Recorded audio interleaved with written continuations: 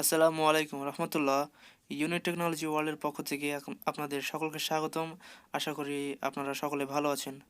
তো আজকে আমি একটি রাইস কুকার নিয়ে এসেছি এবং এই রাইস কুকারের কিছু সমস্যা রয়েছে, যে সমস্যাটি আপনাদের দেখাবো। তো প্রথমে রাইস কুকারের কিছু ডিটেলস জেনে নেই।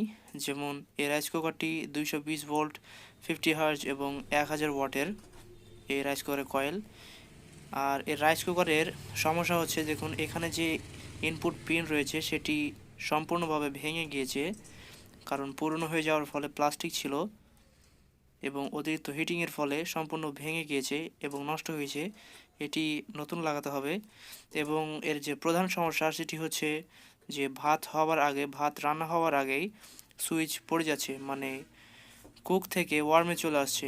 এর বাতিটি কুক কুক থেকে সোজাসুজি ওয়ার্মে চলে আসছে যখনই সুইচ পড়ে যাচ্ছে।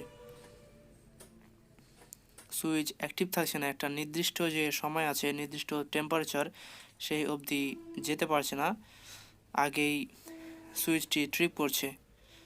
তো এটি কী কারণে ট্রিপ করে সেটি দেখাবো এবং এর কীভাবে সমাধান করতে হয় সেটিও আপনাদের আমি দেখাবো।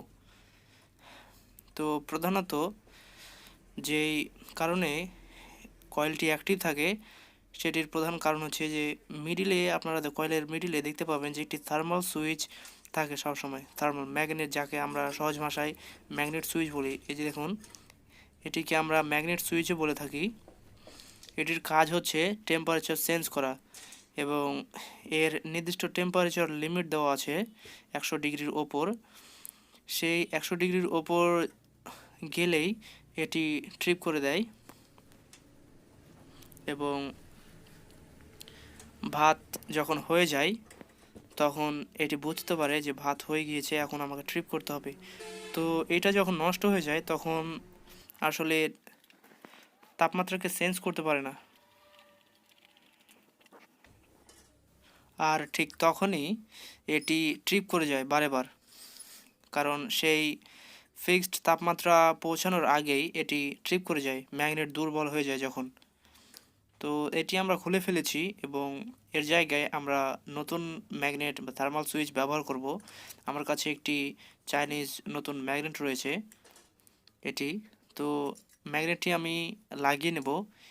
ভিডিওটি দেখতে থাকুন, আমি দেখাবো যে আসলে ম্যাগনেট কীভাবে লাগাতে হয়।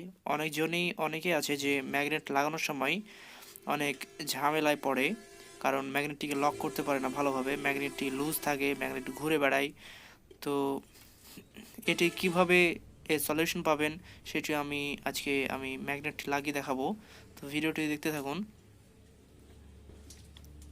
তো যখন আপনারা ম্যাগনেট লাগাবেন তখন প্রথমে ম্যাগনেটের যে তিনটি পা রয়েছে, তিনটি স্ট্যান্ড রয়েছে, যখন ম্যাগনেটটি চাপ দেয় তখন উঠে যায়। ওই স্ট্যান্ডটির মাঝ বরাবর এই কানেক্টর পয়েন্টটিকে রাখবেন, যেন স্ট্যান্ডে এই কানেক্টর পয়েন্টটি বাধাপ্রাপ্ত না হয় সেদিকে খেয়াল রাখতে হবে প্রথমে। এবং তারপর দেখে নিতে হবে যে আসলে সব কিছু ঠিকঠাক আছে কিনা, স্ট্যান্ডগুলো ভালোভাবে আবারও। এরপর রাইস কুকারটি উল্টিয়ে নিতে হবে এবং উল্টিয়ে নেওয়ার আগে আমি দেখুন প্রথমে লকটিকে লাগিয়ে নিচ্ছি কানেক্টরের সাথে। ম্যাগনেট সুইচের যে একটি কানেক্টর পাত্র রয়েছে সেটিকে লাগিয়ে নিচ্ছি এবং লক করে দিচ্ছি। দেখুন আমি লক করছি, আমার লকটি হয়ে গিয়েছে কানেক্টর পয়েন্ট থেকে।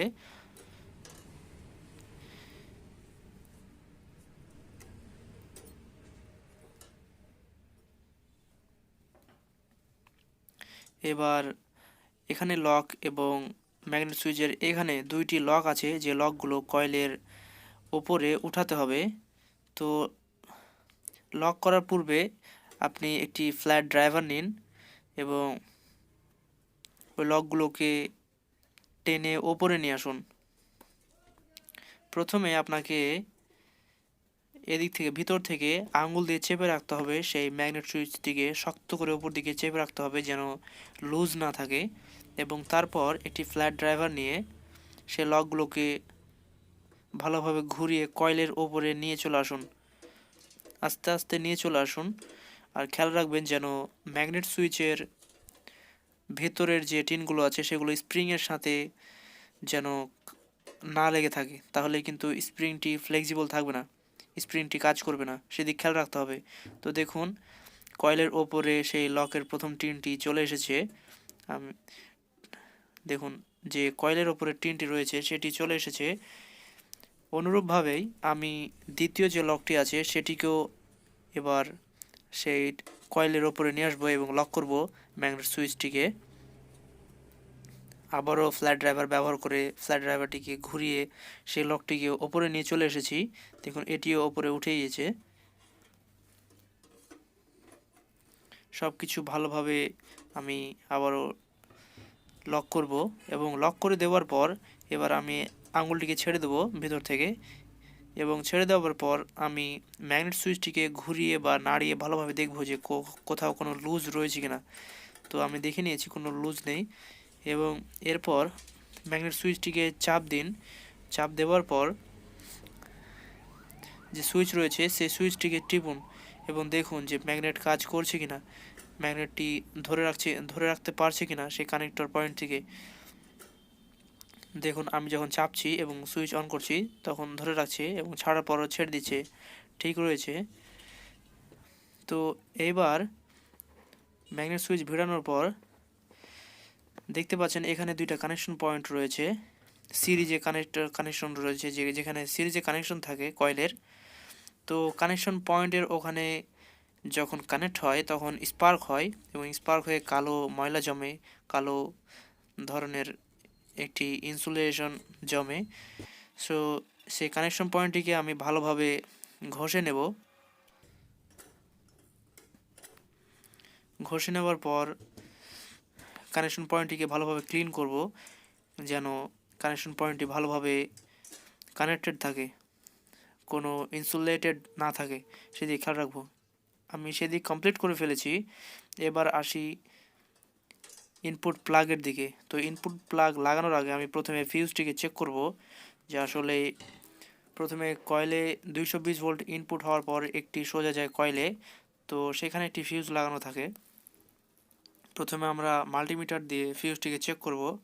তো মাল্টিমিটার প্রথমে কন্টিনিউটি মোডে রেখে আমি ফিউজটিকে চেক করব। তো একটা পয়েন্ট ফিউজের ইনপুট এবং আরেকটা পয়েন্ট ফিউজের আউটপুটে দেব।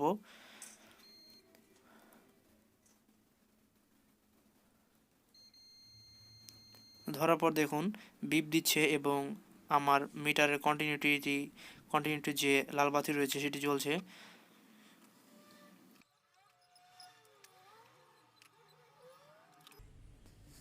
আমি একটি নতুন সকেট নিয়ে এসেছি, সেই সকেটটিকে আমি এবার লাগিয়ে নেব।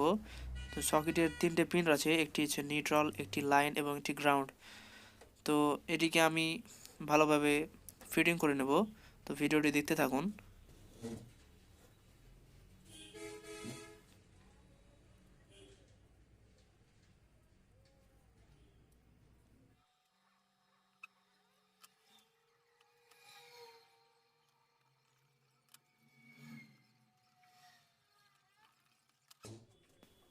আমার সকেটটি লাগানো শেষ।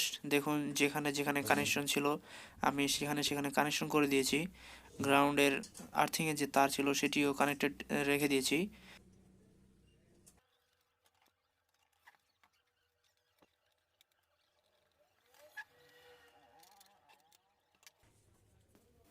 তো দেখুন সকেটটি আমি ভালোভাবে লাগিয়ে নিয়েছি রাইস কুকারের সাথে।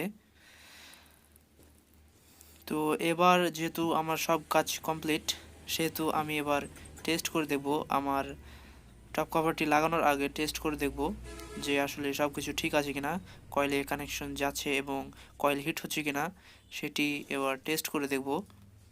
তো আমি উল্টে নিচ্ছি এবং উল্টে নেওয়ার পর যে প্লাগটি রয়েছে সেটি লাগিয়ে দেব এবং লাগিয়ে দেওয়ার পর দেখুন এখানে ওয়ার্মের বাতি জ্বলছে। সরি, আমার প্লাগটি নড়ে গেছে। তো দেখুন ওয়ার্মের বাতি জ্বলছে। যখন আমি সুইচ অন করব, আমি প্রথমে সিরিজ লাইনে দিয়ে রেখেছি 100 ওয়াট দিয়ে, সেহেতু যখন কয়েল কানেক্ট হবে তখন সিরিজ লাইনের বাতি জ্বলবে। তো দেখুন আমি যখন সুইচটি অন করব তখন সিরিজ লাইনের বাতি জ্বলছে।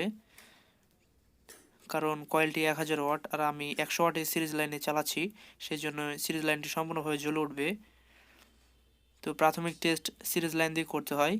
এরপর আমি এবার ডিরেক্ট লাইনে দেব। তো দেখুন, আমি ডিরেক্ট লাইনে দেওয়ার পর ওয়ার্ম থেকে যখন আমি সুইচ অন করব সেটি কুকে চলে যাবে। এখন ওয়ার্মে রয়েছে, এবার যখনই সুইচ অন করব তখন দেখুন কুকে চলে গিয়েছে। এবার ওয়ার্মের বাতিটি নিভে গেছে এবং কুক যে বাতিটি রয়েছে সেটি অন হয়ে গিয়েছে। আমি আবারও প্রেস করব।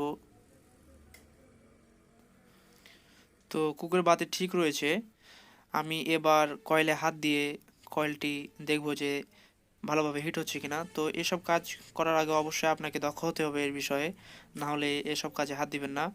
তো কয়েল হিট হচ্ছে এবং সম্পূর্ণভাবে রাইস কুকারটি ঠিক রয়েছে। তো ভিডিওটি যদি ভালো লেগে থাকে তো অবশ্যই সাবস্ক্রাইব করে পাশে থাকুন এবং এ সকল আরও টেকনিক্যাল ভিডিও দেখতে অ্যাক্টিভ থাকুন আমাদের ইউনিক টেকনোলজি ওয়ার্ল্ড চ্যানেলের সাথে। ধন্যবাদ।